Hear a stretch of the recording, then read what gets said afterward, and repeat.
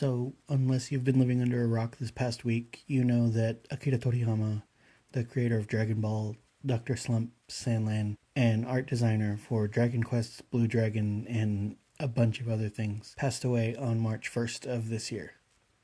I was finishing my last video when a friend of mine posted a link to an obituary of his, and I, being the goddamn weeb that I am, immediately searched his name in Japanese for confirmation. I was hoping there was a hoax that was only affecting the western side of the internet, and I could disprove the news and go back to Toriyama being alive. Except, of course, the Japanese news had the same information. 68 years old. The news spread like wildfire. And if you've seen any of my previous videos, you'll know that I'm a massive fan of Dragon Ball. I'm also a huge Toriyama fan. Not just of the artist, of the art, but of him as a person. So, like the entire planet, I was crushed.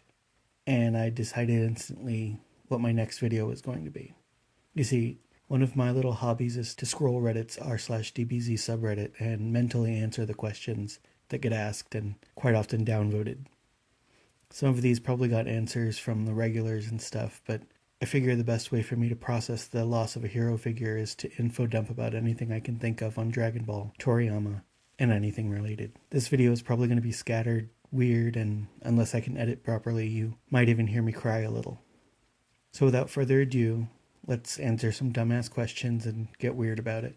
You're also going to see some Dragon Ball memes that I've collected over the years and watch me play Xenoverse 2 horribly because I didn't want to fill this vid with just a ton of stock footage. Editor me, hit the intro music.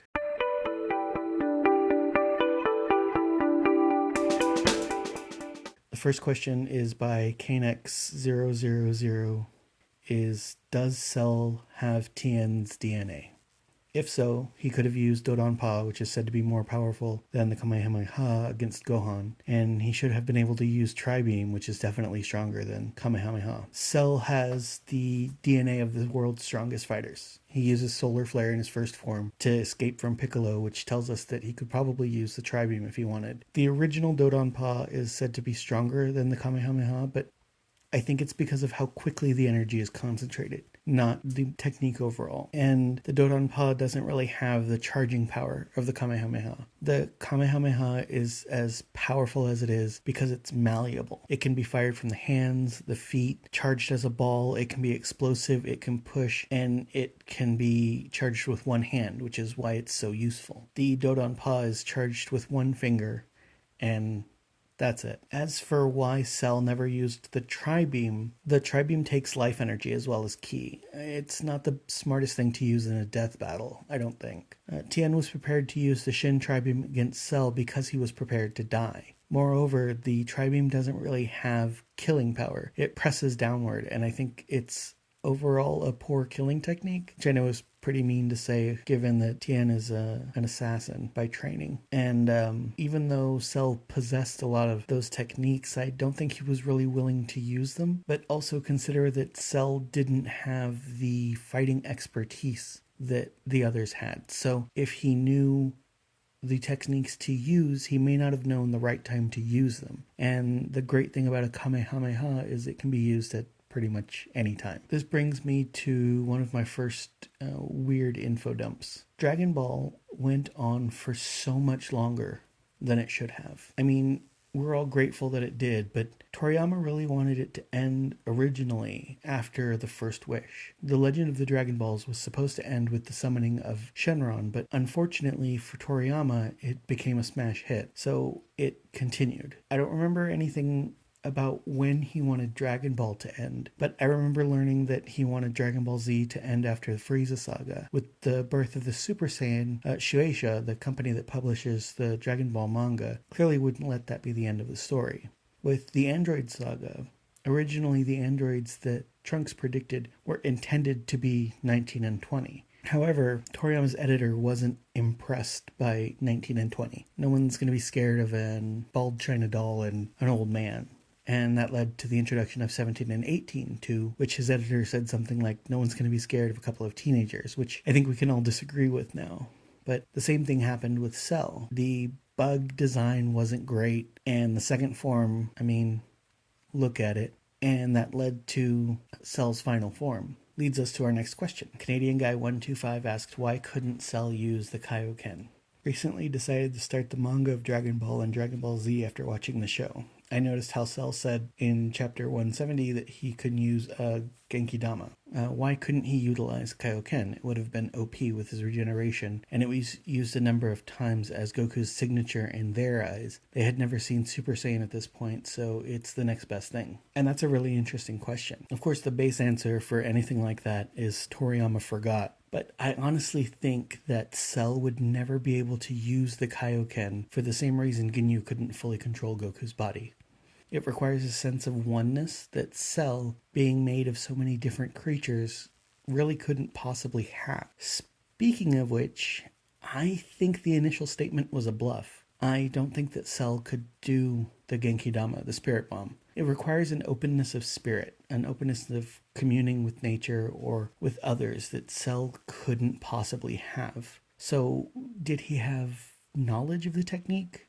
Absolutely, he was built with it. Did he have mastery of the technique? So this is all my opinion because none of this has been stated by anyone with actual canonicity, but I think that the same would probably be true of Yamcha, Chaozu, Tenshin, Han, and Piccolo, that they would never really be able to do any of those techniques because they don't possess that sense of openness that Goku does. Remember, King Kai said that he had never successfully been able to teach anyone else those techniques, and I don't think it's from lack of trying. I think that Goku possesses something that allowed him to learn and master those skills, which is more than just having Goku's DNA. Okay, another question.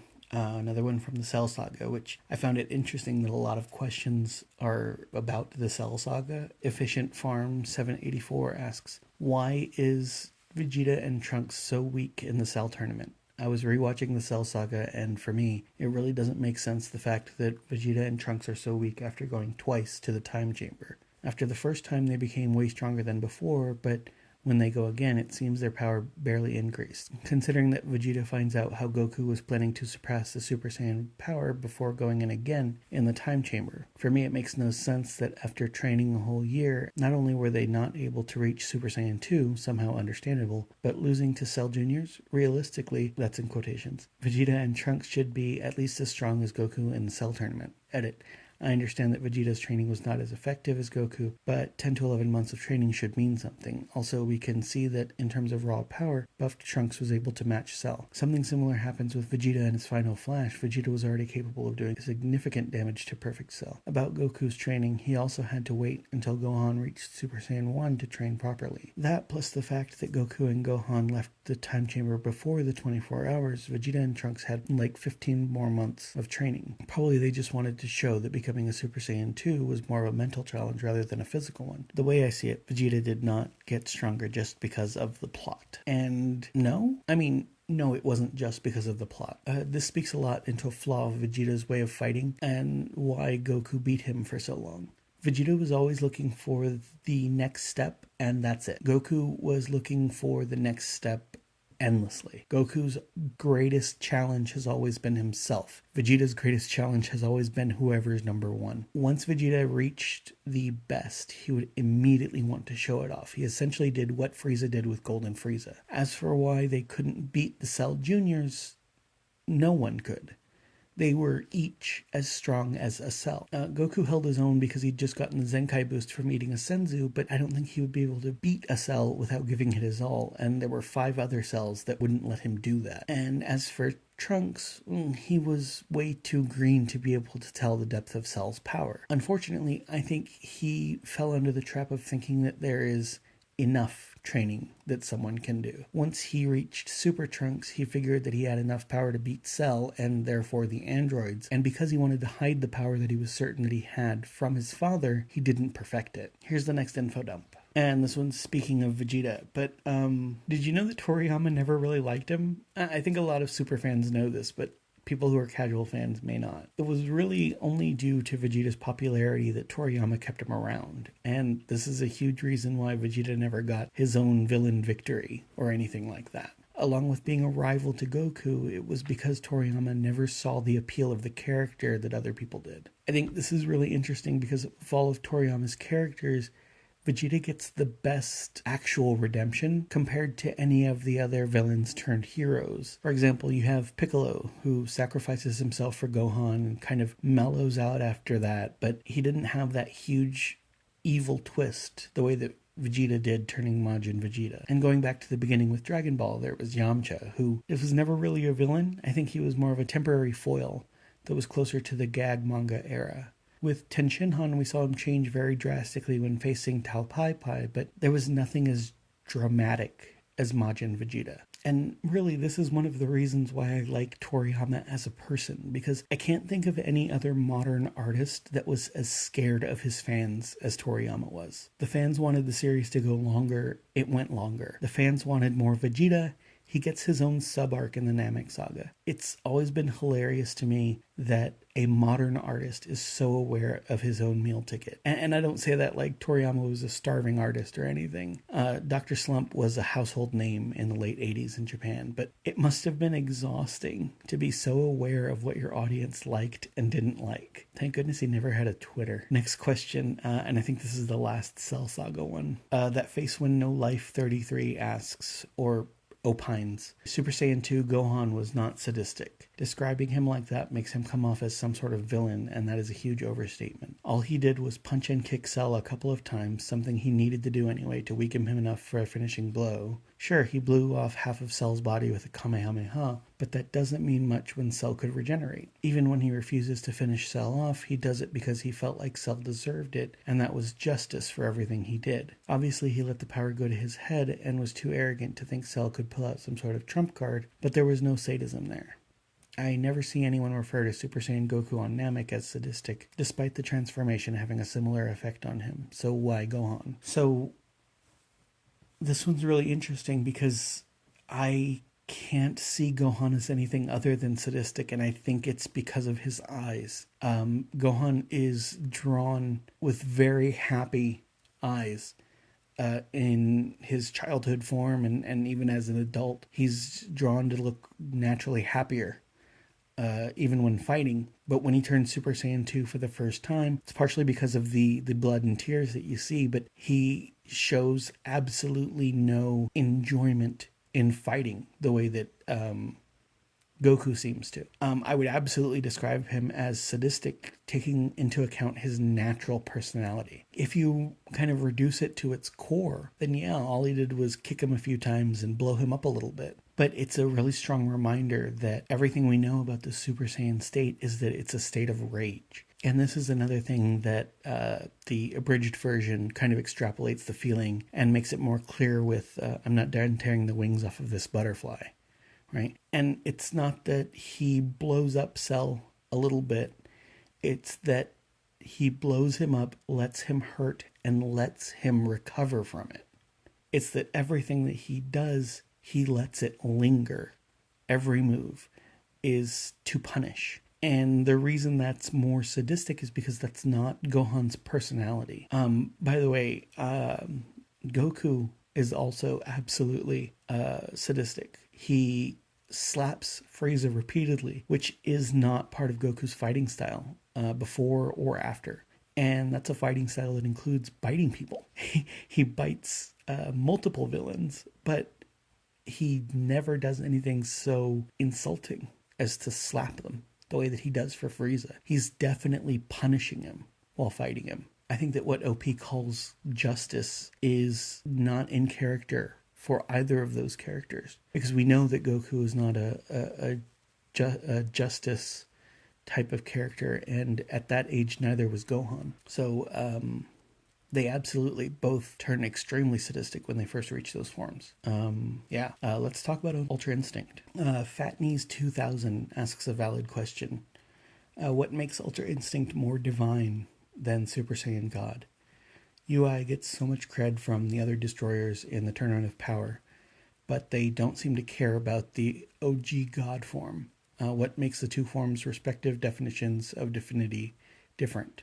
For anyone who doesn't know, Autonomous Ultra Instinct is the most recent form in the anime and Goku's most recent form in the manga. It describes the process of quieting your mind of all thoughts and allowing your body to act on its own rather than command your upper body to dodge. It simply does it on its own. So, like I mentioned with the Senzu in the last vid, this is that top tier monk shit. Ultra Instinct is a form that literally anyone could attain, but few ever had, and that's what makes it impressive. So, in the manga, we said that Master Roshi was close to attaining it, and Master Roshi, in terms of battle power, is nowhere near as powerful as Goku, even with his extensive training since the beginning of Super. In other words, there were others in different universes that were capable of achieving divine ki or god ki in one way or another. That's what made the Tournament of Power so exciting. Otherwise, no one would have been a challenge for Vegeta or Goku. But everyone was. Everyone had reached the level where a god recognized them, and that's why they were in the tournament. Before I talk more about Ultra Instinct, I want to push directly into the next question. DaddyFire21 asks, does it make sense for Master Roshi to attain Ultra Instinct? Yes. Master Roshi, Korin, Kami, King Kai, and Whis have all been trying to teach Goku the exact same thing. Be fast and be at one with yourself. And for the longest time, the lesson that Goku learned was be strong. You know, to the extent where the Super Saiyan forms get more and more muscular until we finally see he achieves the god form, which is more thin and lithe than the Super Saiyan forms, right? They all wanted Goku to be at one with himself, and it would multiply his power several fold, right? And I know Toriyama didn't plan it because Toriyama planned so little, but Ultra Instinct is so far the goal of the martial artist's path that Goku has been on. Now, Toyotaro might change that or enhance it or whatever, but Ultra Instinct is the second ever transformation that isn't necessarily a transformation, it's a state of being. And the first was Super Saiyan God. Going back to the point, it makes sense that Roshi would be getting close to achieving that same goal that he's gearing his students towards. They've all been wanting him to be fast, to be at one with himself. And whether knowing that it would lead to Ultra Instinct or not, that's always been the goal for all of them. Next one. Darth Kashim asks questions about the Dragon Balls. Since Dende, a child by Namekian standards, was able to create the Dragon Balls, does it mean that it's an instinct for Namekians? Or something simple for them, as simple as flying? Am I capable of making a wish such as, I wish to fuse with Shenron or the Dragon Balls, and if so, would it grant me the same power as Dende? Are the dragons, Poranga, Shenron, Toranbu, already existing beings, or were they created by the people who created the sets of Dragon Balls? Can I wish for Shenron, or any dragon for that matter, to make me able to make a set of Dragon Balls, or wish for them to make another set? Finally, can a dragon like Poranga undo a wish made using these Super Dragon Balls? Like, for example, if they used Poranga to take away Zamasu's immortality. All good questions. Spelled horribly, but good questions. For the first one, Dende is of the Guardian clan. He was made to create Dragon Balls. It's kind of what they do. And above all that, he was known by name by Guru, which probably means he's some kind of wonderkind. For the second part, did the dragons already exist? I think they're just a representation of the gathered power of the Dragon Balls. I don't think they have their own, like, dragon realm or anything. They don't, like, go for dragon coffee or something. Maybe they do. Got to get that hot dragon goss. For the next one, I think one assumes genie rules, right? Like, no wishing for more wishes, no wishing for that kind of power. Maybe you could wish to be a dragon, but then going back to that thing I just said, probably take away your personhood, right? You'd be subject to someone wishing. And I don't think the dragons can supersede each other, although dueling dragons is a really cool concept and would make a really cool video game. Dueling Dragons coming 2026. Before I get to the last questions, I'm going to share some pictures and talk about some just things about Dragon Ball. First, I want to share an article from CBR, which is absolutely a website where quantity defeats quality. In a very quickly deleted tweet. Justin Chatwin, who played Goku in Dragon Ball Evolution, apologized for playing Goku in Dragon Ball Evolution while saying goodbye to Toriyama. And this brings me to one of my favorite info dumps, which is how Dragon Ball Evolution caused Dragon Ball Super. You see, Toriyama loves Hollywood. Loved Hollywood. For proof of that, you need look no further than the designs of Dragon Ball characters like Ader, Major Metallotron, and Uranai Baba's group of fighters. Those are all Universal movie monsters. And when the Dragon Ball movie was greenlit, he was invited to Hollywood to sit in on producers' meetings. And he came like he was a producer with ideas, pitches, things that he wanted to see. And he was essentially told, hey, shut up, collect your executive producer paycheck. We're not really interested in hearing from the guy who made the thing. You know, we're Hollywood, we have it from here. And when Dragon Ball Evolution first came out, his first quote about it was that he was happy to see new things being tried. And as someone who lived in Japan for 9 years, I can very clearly tell you, not that I need to say it, that is how a Japanese person says, this fucking sucks. And with his dreams, you know, going to Hollywood and being a part of that, being officially crushed, and a shitty movie as a result, it turned to him to, as you can see here, rewrite the movie that became Battle of the Gods. And that led to Fukatsu no F, which led to Dragon Ball Super and the reignition of the franchise. None of that would have happened if Dragon Ball Evolution had never been made. So, in a weird way, thank you. Except that movie is absolutely awful, with the exception of Chow Yun-Fat, who nailed Master Roshi. I have no notes on that. News of Toriyama's death even spread to sites like Car and Driver, particularly because Toriyama was a gearhead. There's a reason the covers of so many volumes are filled with art of the gang on all kinds of vehicles. And I really admired how he managed to squeeze something he loved onto something that he loved. It was always so cool to see the designs for different vehicles that he had. The last question is by Lord Miles09. Is Goku Piccolo's dad? Yeah. In today's video, I used a lot of silly questions on the RDBZ subreddit, but I actually really recommend checking it out, if only for all of the beautiful art tributes to Toriyama. I didn't want to steal any of them and use them in my video, but I really recommend checking them out. There's a lot of wonderful artists, and they have made amazing things. And you might notice that I was a little bit lighter on the info dumping than you might have expected. And it was because while taking notes about the things I wanted to talk about, I had a lot of trouble writing in the past tense. Dragon Ball has been a huge influence on me. Never stop growing.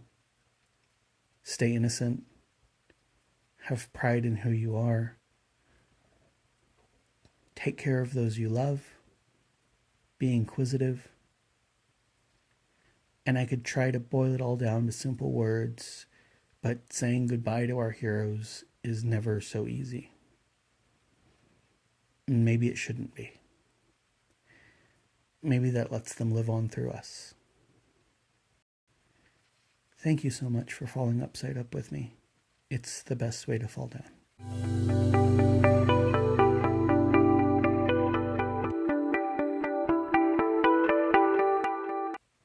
Thank you, Toriyama Sensei.